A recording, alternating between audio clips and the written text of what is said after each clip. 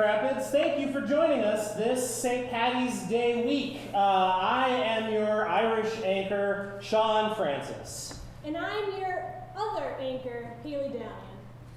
Actually, Sean, I don't know if I like being referred to as other. It's a little demeaning, isn't it? Oh, no, it's just a joke. I mean, I just said it. I was usually the one who said it.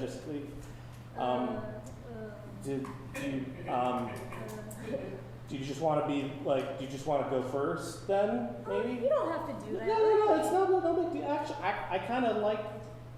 I like saying that part. Okay. All right. Good evening, Grand Rapids. I am your anchor, Haley Dalian. Hey! And I am your other anchor, Sean Francis. Yeah, all right. And because you may also be getting used to a new job or returning to a job from an extended break, we have compiled the local, national, and world news you may have missed. You're welcome, Grand Rapids. This is Newsflash. Our top story tonight. This past week, President Biden announced that the new national benchmark for when all adults will be eligible for COVID vaccines will be May 1st. Yeah. And Michigan upped the ante by announcing it would expand as soon as April 5th. Not to be outdone, Grand Rapids is unveiling a campaign to rebrand itself from Beer City to Vaccine City. Huh. Hey, nice. Yes, similarly to how distilleries shifted from spirit production to hand sanitizer, which assists with national shortages last year, local West Michigan craft breweries are banding together to help distribute all available vaccines to its citizens in a promotional campaign dubbed Beer and Shots Fest. Now, none of this is confirmed or actually true. No.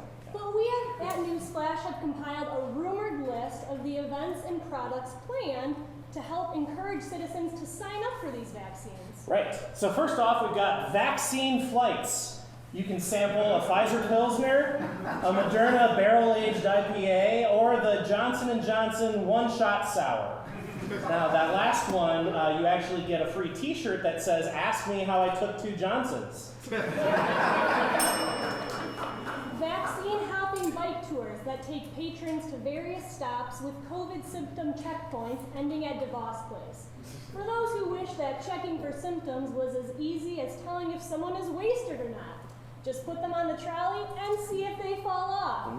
That's not just asymptomatic, that's a plus symptomatic.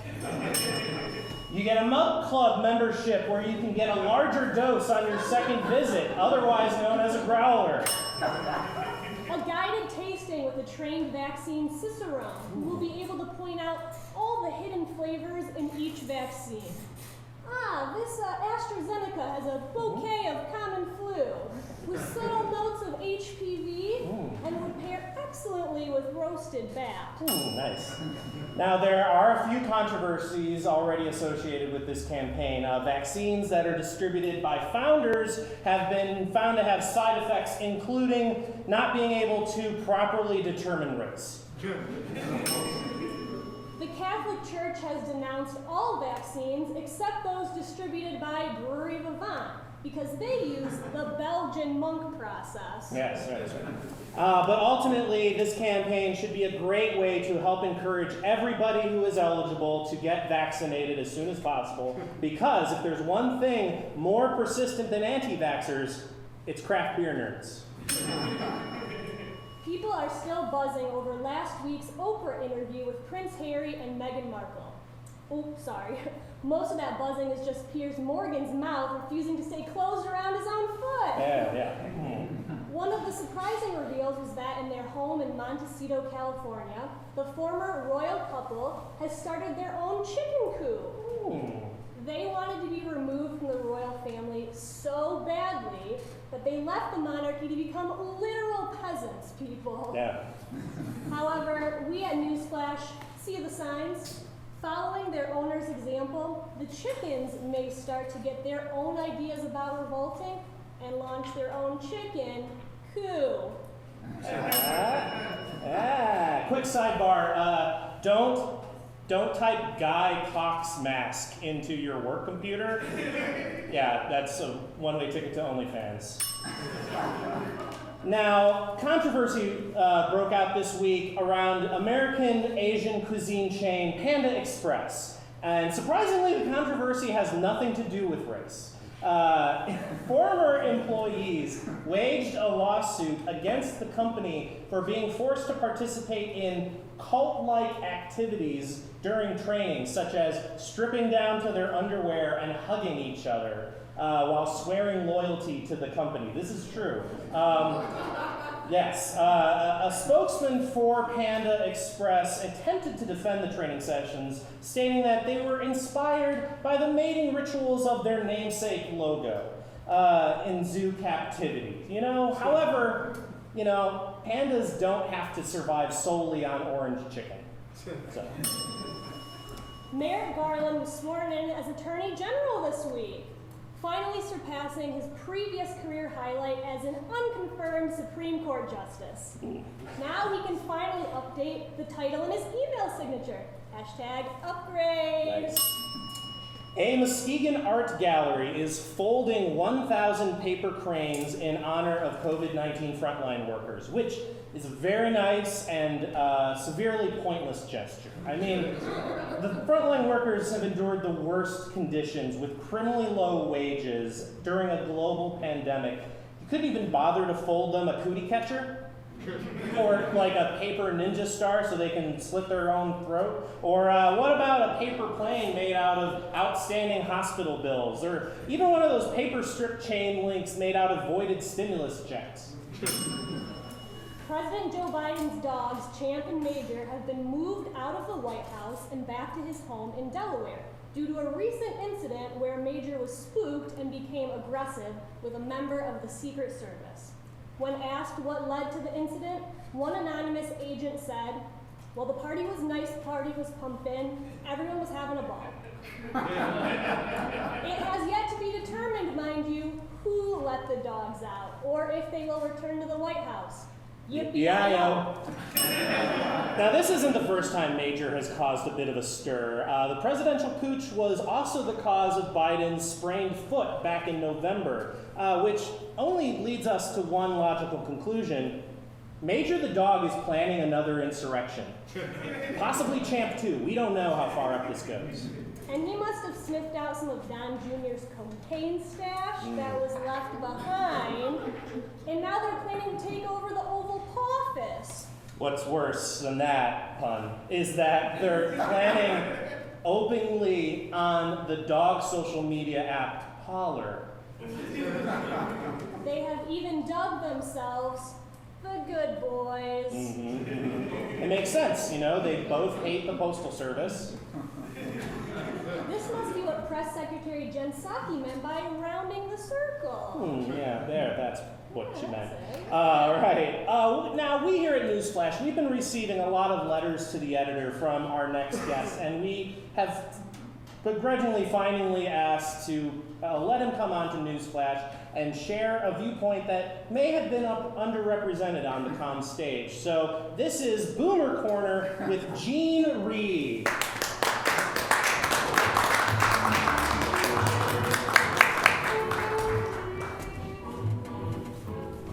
Sean? Gene? Sean, the new boy, seems nice, but, a haircut? That's Haley. Sure.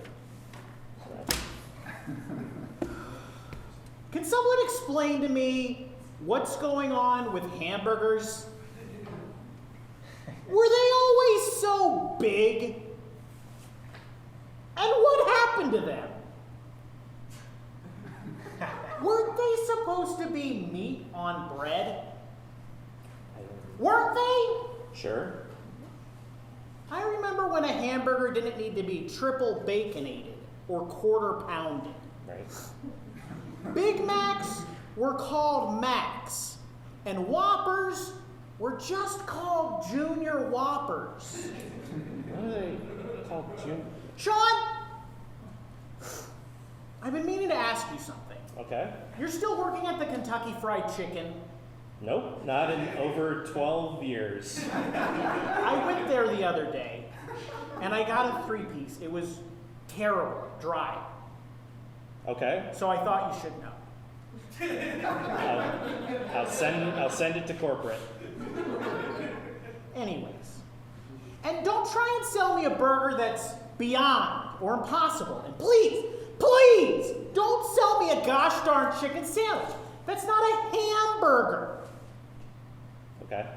All right, fair enough. Used to be, burgers started at 7 a.m. You'd drink your lunch and weren't afraid to roll up your sleeves if you had to. Sure, fair enough. Used to be, you could tell a burger to smile without being the office bad guy. Why would you tell a burger to smile? Now, burger babies want $15 an hour. And for what? Making burgers? Building wealth for billionaires? I guess, As if $15 More, okay. per burger wasn't enough, now they're reaching their hand out without even showing up for work. Okay. Is there more? Or, Sean, I've been meaning to ask you. yeah? There's this show that I think you would like. Okay.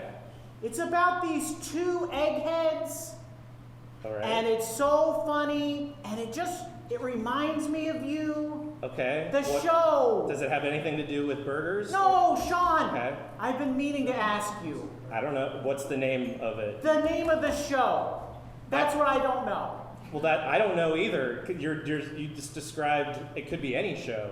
I've been meaning to tell you about it. Bob's Anyway. Burgers? Bob's Burgers? You No, seem like no, you like that no, show. no.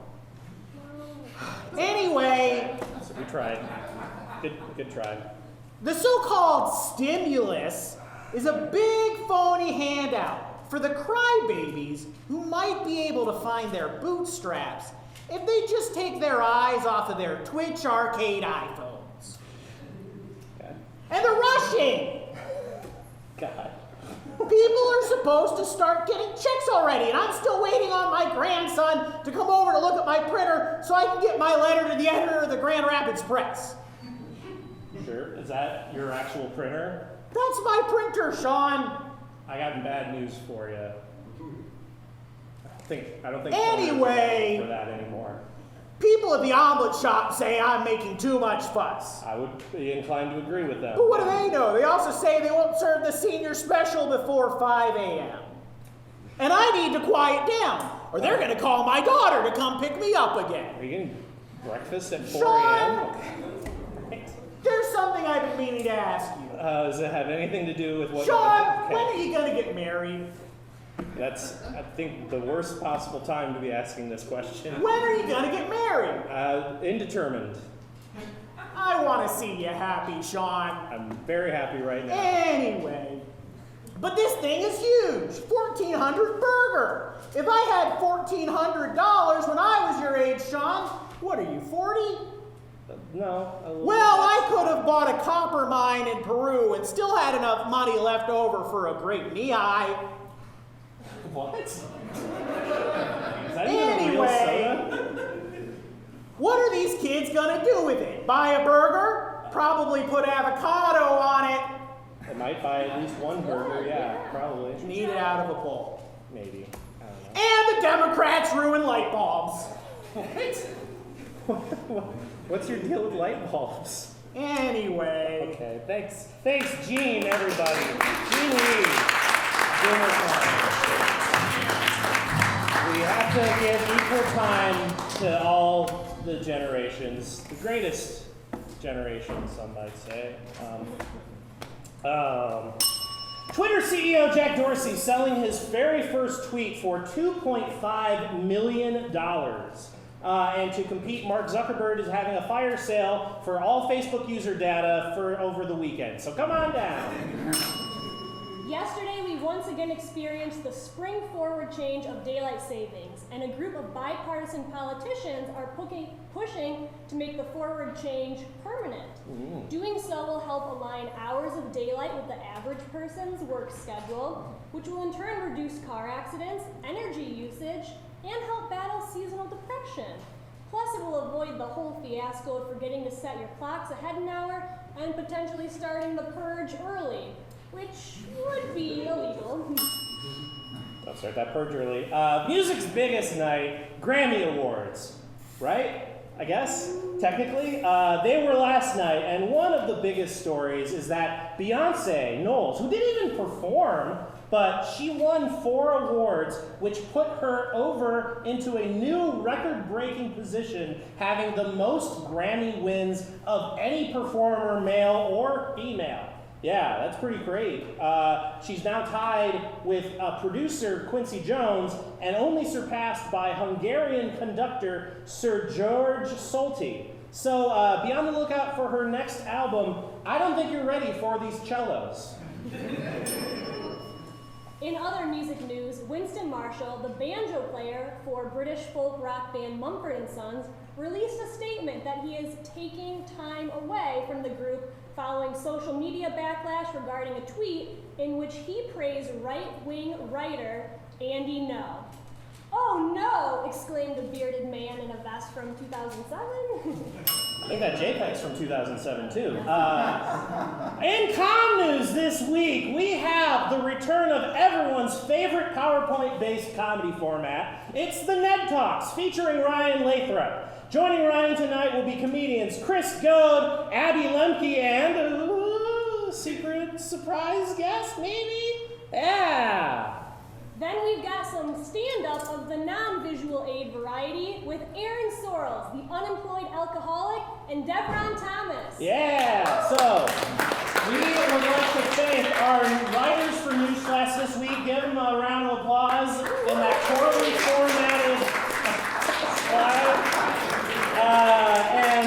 If you would like to see your name up on that screen, submit your jokes to comedyoutletmondays@gmail.com with the subject Newsflash Tips. Also follow Comedy Outlet Mondays on Facebook to rewatch videos from past shows, get notified of lineups for future shows, find our submission form to get your own act on stage, and learn about other ways to get involved. And now, Grand Rapids, you're welcome. Newsflash, this is